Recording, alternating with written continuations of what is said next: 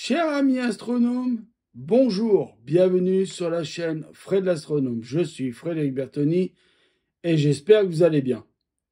Aujourd'hui, je vais vous parler de quelque chose que j'ai appris.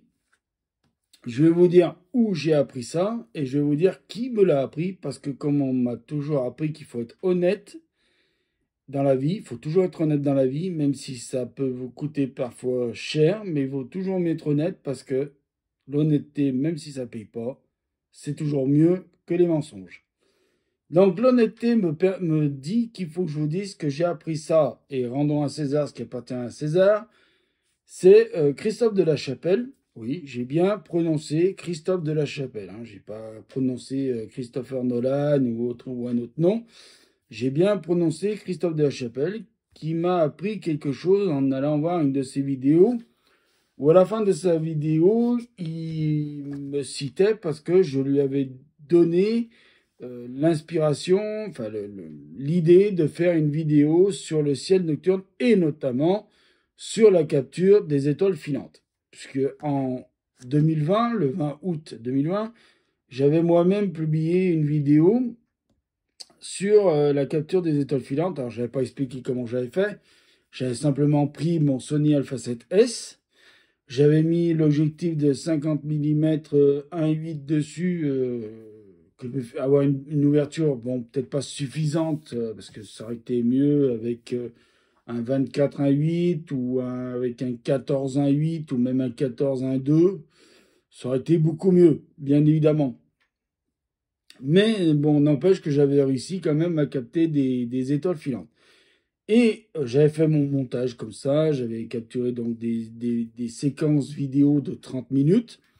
Et après ces séquences vidéo de 30 minutes, j'avais recherché dedans les étoiles filantes qui avaient été capturées.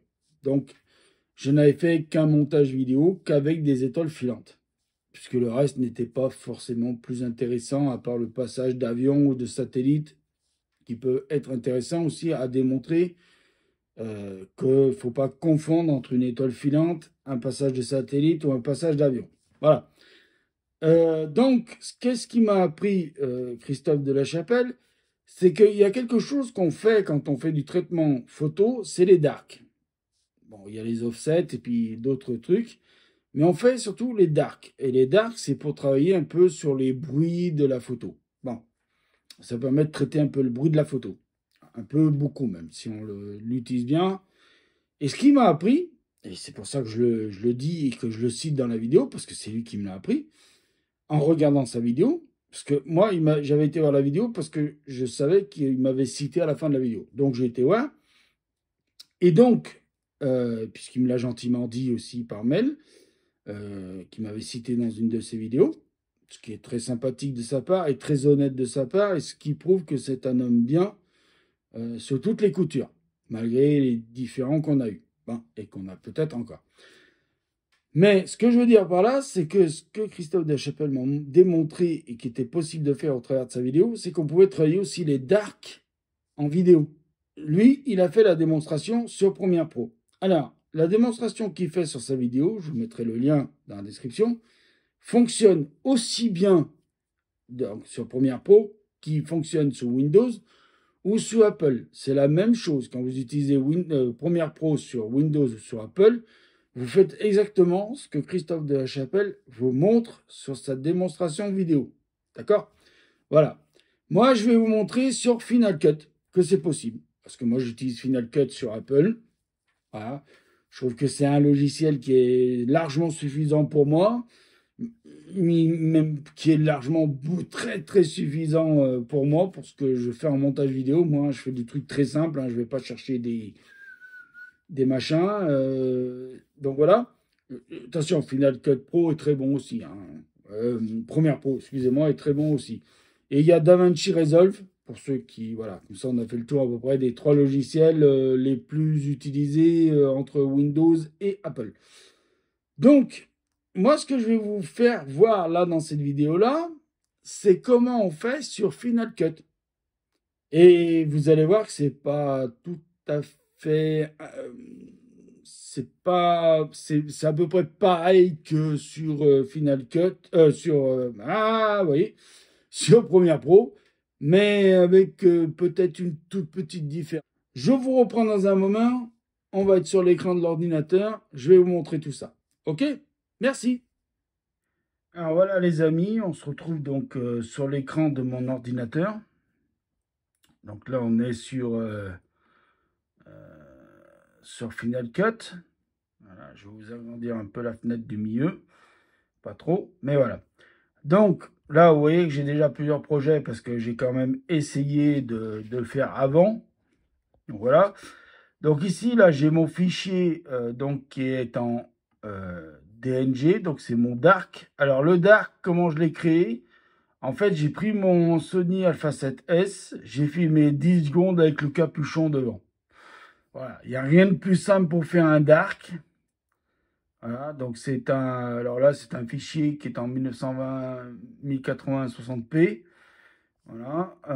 Alors il n'est pas désigné en DNG, mais c'est un DNG. Hein. Je peux vous le dire quoi, c'est un DNG. Voilà, qui fonctionne très très bien. Donc là c'est tout mon chutier, mais je ne vais pas vous faire la démonstration sur tout le chutier.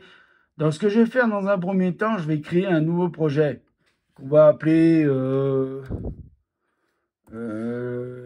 démo dark, voilà, démo dark, hein. Alors je vérifie qu'il est bien en 1080p. Ah non, là faut enlever ça.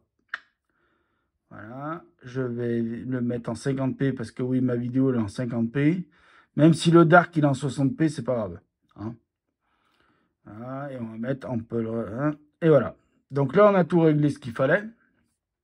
Donc là dans mes chutiers là de vidéos, je vais récupérer ouais, à peu près, allez, à peu près ça, 20 secondes de fichier vidéo, voilà, que j'ai mis là, vous voyez, qui est là.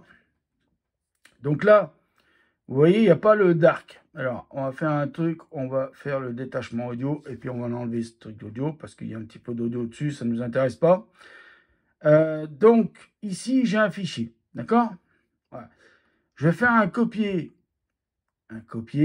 tac, tac, et je vais faire un coller. Ah, non, il y a un truc qui ne va pas là. Il y a un truc qui ne va pas. J'ai fait une bêtise. Qu'est-ce que j'ai fait comme bêtise? Qu'est-ce que j'ai bien pu faire comme bêtise? Ah, bon, on va recommencer de zéro parce que j'ai fait une bêtise, hein. Excusez-moi. Voilà, normalement, c'est un copier et on fait un commande B. Non, commande V, excusez-moi. Voilà. Donc là, j'ai les deux mêmes fichiers. Avec, vous voyez là, un petit peu de rose sur le coin. Vous voyez, puis là, c'est pas très très net, c'est pas très joli, il y a pas mal de bruit et tout ça. Donc c'est pour ça qu'on applique un dark quand on fait du traitement photo.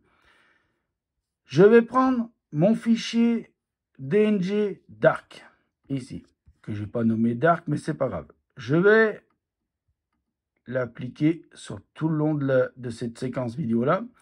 Alors vous allez dire, ouais, mais Fred, on voit plus rien, c'est tout dans le noir. Bah oui. Donc là, on sélectionne les deux fichiers à traiter. Après, on va sur la petite fenêtre là, et on sélectionne donc là. Et là, vous voyez, il y a Compositing, mode de fusion, opacité.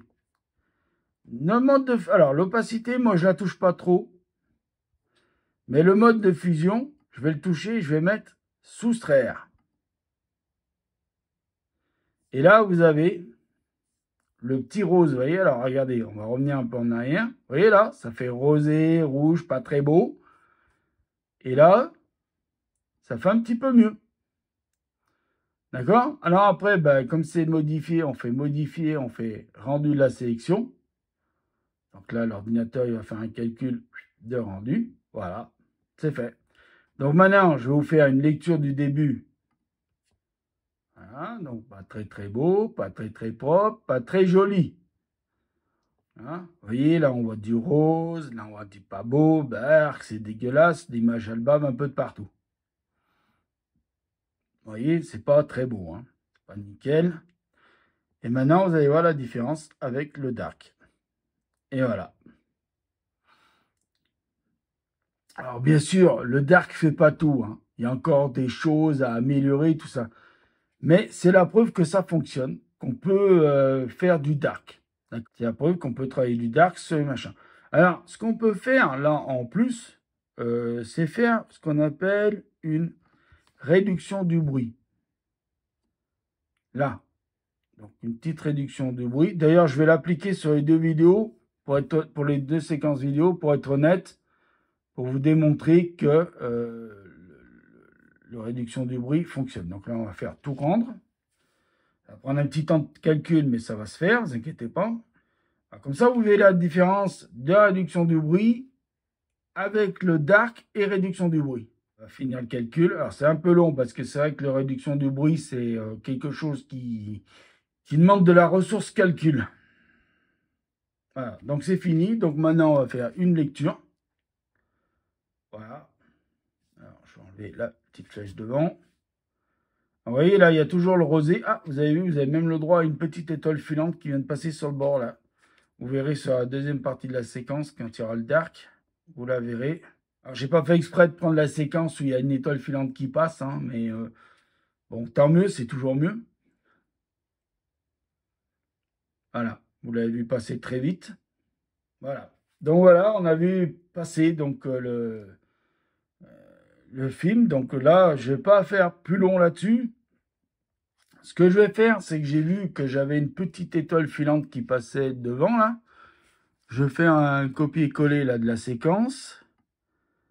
Je vais essayer de rechercher où il y a la fameuse étoile. Ah, là, elle est là. Là, voilà. Donc là, je vais faire couper. Je vais enlever ça. Tac. Là, je vais remettre en lecture. Là. Petite séquence là. Là, je vais, tac, couper, enlever ça. Là, le dark, je vais le faire courir jusqu'à là. Tant qu'à faire. Hein. Là, je vais attraper la réduction de bruit. Je vais le mettre sur la petite séquence là. Tac. On va faire tout rendre. Ça va tout calculer le rendu. Ça, je vais faire un copier-coller en plusieurs fois. Donc la vidéo, je suis désolé, mais elle va être un peu plus longue. Coller. Coller. Coller. Voilà. Alors, je crois que j'en ai un peu trop, mais c'est pas grave. Là, je vais prendre le premier. Je vais aller là, je vais faire lent 50 fois. Je vais prendre le deuxième. Je vais faire lent 25 fois. Et le dernier, lent en 10 fois. Voilà. Lui, je vais le continuer, bien sûr, jusqu'ici.